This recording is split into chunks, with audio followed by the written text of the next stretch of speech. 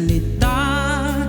Kay sarap itigil ng oras, maaaring italit, iposes ang iyong mga tingin.